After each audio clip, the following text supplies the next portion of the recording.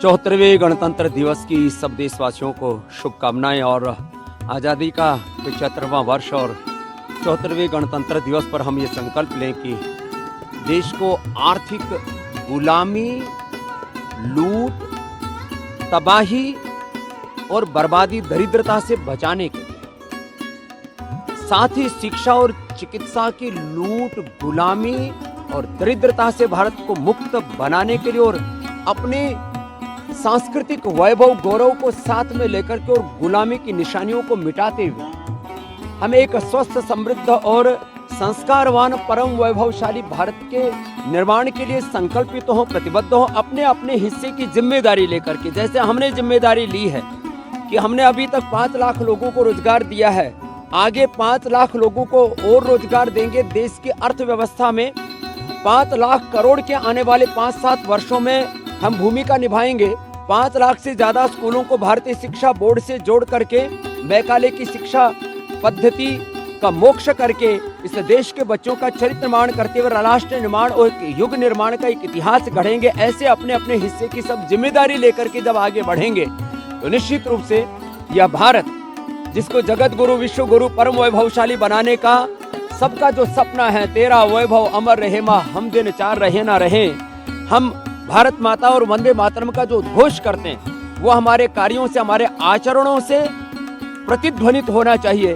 तो निश्चित रूप से सब देशवासी आज संकल्पित होंगे तो हमारा भारत पूरी दुनिया की शान बनेगा। हम बचपन में लिखते थे मेरा भारत महान।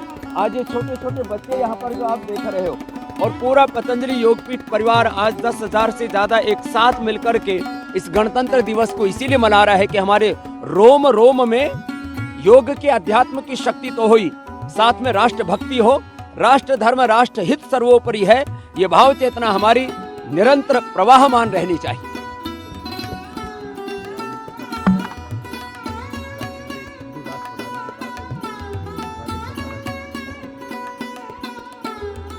देश में एक रिलीजियस टेररिज्म चल रहा है, हिंदू सनातन धर्म को नीचे दिखाना। सनातन मूल्य क्या है? जो शाश्वत वैज्ञानिक सार्वभौमिक मूल्य, जो इटर्नल ट्रूथ है, वही सनातन धर्म है।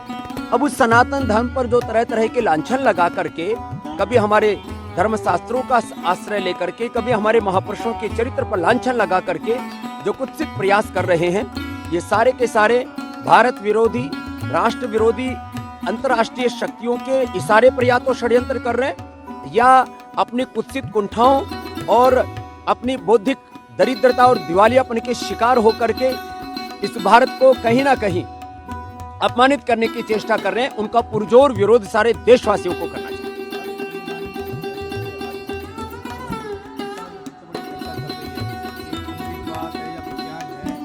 देखो, भारत की जो परंपरा रही है, हम भौतिक सत्यों को सम्मान देते हैं, इसके साथ जो सनातन सत्य है, अदृष्ट अमूर्त जो आध्यात्मिक सत्य है, वो भी सत्य होते हैं, लेकिन उसमें किसी प्रकार का ढोंग, आडंबर, पाखंड, अंधविश्वास, भूत प्रेत, शनि, केतु, राहु, इधर उधर के ये जो पूरा एक हम कहें कि पाखंड का जो बोलबाला है, उसको हमने कभी धर्म और संस्कृति नहीं माना। लेकिन ये सच है कि यदि भौतिक विज्ञान है तो एक अध्यात्म विज्ञान भी है और पारमार्थिक शक्तियां और सामर्थ्य भी हुआ करता है। अब वो एक प्रामाणिकता का विषय है कि इन शक्तियों को कौन कितनी प्रामाणिकता से जी रहा। चलो हो गया। अब पूजा आचार्य जी दो शब्द।